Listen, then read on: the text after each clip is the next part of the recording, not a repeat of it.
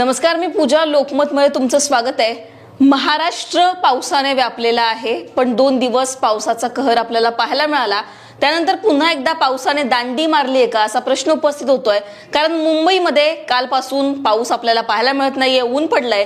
बाकीच्या जिल्ह्यांमध्ये नेमकी काय परिस्थिती आहे, तिथे कोणता अलर्ट दिलाय हवामान विभागाने, नेमका वादळी पावसाचा इशारा कुठे आहे का, सगळं या व्हिडिओच्या माध्यमातून जाणून घेणार आहोत. इकडे तुम्ही जर पाहिलं तर सध्या माझ्या मागे सॅटेलाइट इमेज आहे. हा जो महाराष्ट्राचा भाग आहे, आपण गेल्या आठवड्यामध्ये जर बघितला तर इथे बंगालचा उपसागर असेल किंवा अरबी समुद्र असेल, मोठ्या प्रणाली आपल्याला पाहायला मिळत होत्या. एका पाठोपाठ एक कमी दाबाचे क्षेत्र तयार झाले होते, चक्राकार वारे मोठ्या प्रमाणात होते आणि त्यामुळे पाऊस मोठ्या प्रमाणात पडत होता, पावसाला पुढे जाण्यास मदत होत होती. आता इकडे तुम्ही बघताय ढगाळ वातावरण आहे, पण इतक्या फार मोठ्या प्रमाणात ढगांची निर्मिती होतीये असं चित्र आपल्याला दिसत नाहीये. अरबी समुद्रात कुठलाही कमी दाबाचं क्षेत्र तयार झालंय अशी परिस्थिती नाहीये. बंगालच्या उपसागरात सुद्धा कमी दाबाच्या क्षेत्राची परिस्थिती नाहीये. आणि म्हणून काय होत आहे तर पाऊस मुसळधार बरसणार आहे किंवा तो मोठ्या प्रमाणात आपल्याला पावसाचा रेड ऑरेंज अलर्ट अशी कुठेच परिस्थिती पुढचे 3 ते 4 दिवस आपल्याला पाहायला मिळणार नाहीये. काही भागांमध्ये तर तापमान पुन्हा एकदा वाढेल अशी परिस्थिती असणार आहे. हवामान विभागाने नेमके काय अलर्ट दिलेत हे आपण जाणून घेणारच आहोत. पण त्याआधी महाराष्ट्रामध्ये पुढचे काही दिवस आपल्याला या सॅटेलाइट इमेज नुसार असं चित्र दिसतंय. विदर्भात थोडा पाऊस असणार आहे, कोकणात थोडा पाऊस असणार आहे, काही जिल्ह्यांमध्ये हलक्या ते मध्यम सरी पावसाच्या बरसतील.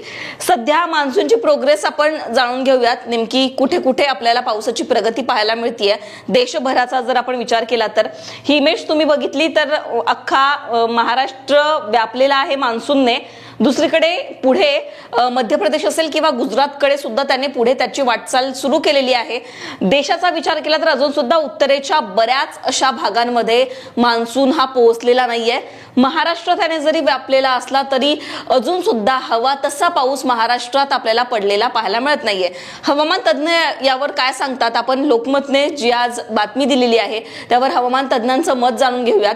नेमकं त्यांनी काय म्हटलेलं आहे, त्यांनी काय सांगितलेलं आहे, पावसाचं प्रमाण नेमकं का कमी होत आहे आणि पुढचे काही दिवस आपल्याला कसा पाऊस पाहायला मिळेल. बघा, वेगारीज ऑफ वेदरचे प्रमुख राजेश कपाडिया यांनी या संदर्भात बोलताना सांगितलंय की 26 आणि 27 जूनला पावसाच्या प्रमाणात घट होणार आहे. सध्या मुंबईमध्ये सरासरी 200 ते 300 मिमी असणारा पाऊस पुढील 2 दिवसात प्रतिदिन 40 मिमी पर्यंत खाली येईल. म्हणजेच काय तर पावसाचं प्रमाण, पावसाचा जोर आपल्याला ओसरलेला पाहायला मिळणार आहे. या काळात मान्सून कमकुवत राहणार असल्याने शुक्रवार ते रविवार दरम्यान विशेष असा काही पाऊस पडणार नाहीये. पुढे ते असं म्हणतात की मुंबईसाठी कोणताही इशारा नाहीये. रविवारी म्हणजेच 28 जून पासून पावसाच्या हलक्या सरी आपल्याला पाहायला मिळतील.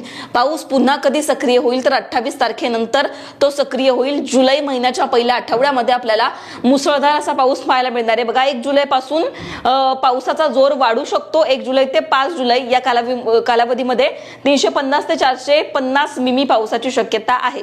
त्याच्यामुळे मुंबईचा विचार केला तर आणि ओव्हरऑल महाराष्ट्राचा विचार केला तर 1 जुलै पासून पुन्हा एकदा मान्सून सक्रिय होऊ शकतो, पावसाचा जोर वाढेल. पण पुढचे 3 ते 4 दिवस आपण विचार केला तर इतक्या मोठ्या प्रमाणात पाऊस नसेल. अलर्ट काय आहेत हे तुम्हाला सांगते, जेणेकरून आपल्याला क्लिअर होईल नेमके कुठे काय अलर्ट दिलेले आहेत, कुठे येलो अलर्ट आहे, कुठे पावसाचा ऑरेंज अलर्ट हवामान विभागाने दिलेला आहे. ही परिस्थिती बघा, 26 तारखेचा अलर्ट तुम्ही जर बघितला तर गोंदिया, भंडारा, वर्धा इथे आपल्याला ऑरेंज अलर्ट पाहायला मिळतोय.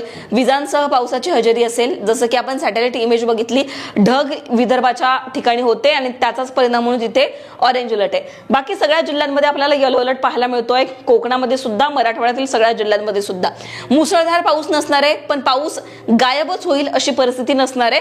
पाऊस पडणार आहे. हलक्या ते मध्यम पावसाच्या सरी या सगळ्या भागामध्ये आपल्याला 26 तारखेला पाहायला मिळतील. 27 तारखेचा अंदाज जर आपण बघितला तर विदर्भातील जिल्ह्यांमध्ये पाऊस आहे, पण अमरावती, अकोला, बुलढाणा, वाशिम या भागांमध्ये ग्रीन अलर्ट आहे. या भागांमध्ये तापमान कमी असणार आहे, पाऊस नसणार आहे. दुसरीकडे मराठवाड्यातील जिल्हे, कोकणातील सगळ्याच भागांना 27 तारखेला सुद्धा पावसाचा अलर्ट आहे. 28 आणि 29 तारखेचा अंदाज आपण बघूयात. या तारखेला नेमका काय अंदाज आहे. नागपूर, वर्धा, चंद्रपूर, गडचिरोली, यवतमाळ, हिंगोली, परभणी, नांदेड, त्याचबरोबर कोकणातील सगळ्याच जिल्ह्यांना पावसाचा अंदाज दिलेला आहे 28 तारखेला. 29 तारखेला विदर्भातील सगळेच जिल्हे, मराठवाडा, त्याचबरोबर रायगड, रत्नागिरी यांना पावसाचा अलर्ट आहे. अहिल्यानगर, बीडमध्ये सुद्धा अलर्ट आहे. बाकी उत्तर महाराष्ट्र आणि हा सगळा दक्षिण मध्य महाराष्ट्राचा विचार जर आपण केला तिथे ग्रीन अलर्ट आहे आणि विजांचं सुद्धा चिन्ह आहे. म्हणजेच काय तर ढगाळ वातावरण असेल आणि तिथे आपल्याला हलक्या ते मध्यम पावसाच्या सरी बरसताना दिसतील. पुढच्या 4 ते 5 दिवसांचा हवामानाचा अंदाज होता. पाऊस मुसळधार असा पुढचे काही दिवस बरसणार नसला तरी सुद्धा तो गायबच होईल असं चित्र नसणार आहे. पाऊस पडणार आहे. विदर्भामध्ये पावसाची शक्यता जास्त आहे. कोकणामध्ये थोड्याफार प्रमाणात पाऊस पडणार आहे. पण 1 जुलै पासून पाऊस पुन्हा एकदा अपेक्षेप्रमाणे तो वाढेल, त्याचा जोर वाढेल असं चित्र आहे. सध्या बंगालचा उपसागर किंवा अरबी समुद्रात कोणत्याही मोठ्या प्रणाली तयार होत नाहीयेत आणि त्याच्यामुळेच आपल्याला असं दिसतंय की पावसाचा जोर वाढत नाहीये. पण आपण अशी अपेक्षा करूयात की जुलैपासून तरी जो पाऊस हवा आहे अपेक्षेपेक्षा जास्त तो पाऊस पडेल. सध्या तुमच्या भागात काय परिस्थिती आहे, तिथे कशा प्रकारचं वातावरण आहे, कमेंटमध्ये सांगा. लोकमतला सबस्क्राईब केलं नसेल तर सबस्क्राईब करायला विसरू नका.